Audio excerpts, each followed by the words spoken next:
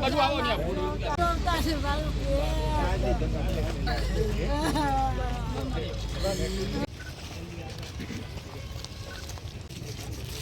જો ભરે એક જ સેકન્ડ મને પહેલા એમ થયું કે મારામાં આજે દિવસ દરમિયાન આક્રમકતા હતી. આટલા દિવસથી અહીંયા છું તો આક્રમક ભાષાનો ઉપયોગ પણ કર્યો અમારા સાથીઓમાં જોશ જગાવવા માટે. આ સ્થળ ઉપર આવતા જ મારી આંખમાં આંસુ અને હૃદય રડતું હોય એવું લાગે, રૂવાડા કાપવા લાગે, કારણ કે દ્રશ્ય 30 દિવસ પહેલાનું નજર સામે આવે.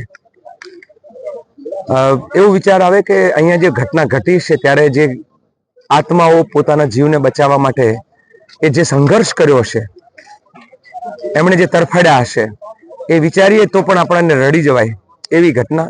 એટલે અહીંયા શ્રદ્ધાંજલિ આપતી વખતે એટલું જ કે એ દિવંગતોના આત્માને શાંતિ મળે, પરિવારને આ દુઃખમાંથી નીકળીને દુઃખને ઝેલવાની શક્તિ મળે, અને સરકાર કે પછી જે નીતિ નિર્ધારકો છે, જે નિર્ણય કરનાર છે, એને સદબુદ્ધિ મળે એવી આજે પ્રાર્થના અમે સૌએ મળીને અહીંયા કરી છે.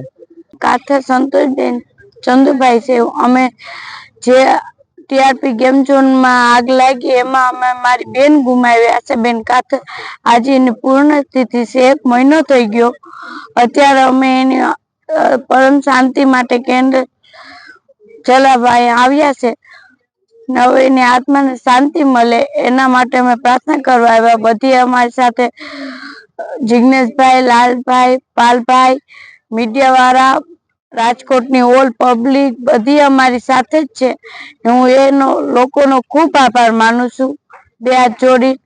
ગુજરાત સરકાર પાસેથી અમારે કઈ અપેક્ષા નથી, હવે અમારે રાખવાની પણ નથી, કેમ કે આ ગુજરાત સરકાર આ લોકશાહી દેશ છે. જો લોકશાહી દેશમાં ગુજરાત સરકાર લોકો બનાવી પણ શકે તો ગુજરાત સરકાર ઉઠાવીને ફેંકી પણ શકે.